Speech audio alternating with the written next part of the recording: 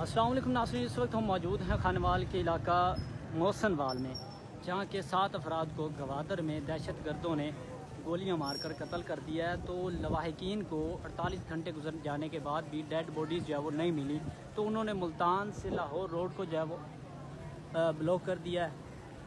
तो ये देख सकते हैं, ये रोड जो है वो मुल्तान से लाहौर की जानिब जा रहा है, और जो दूसरी साइड है जिस पर गाड़ियाँ नज़र आ रही हैं वो लाहौर से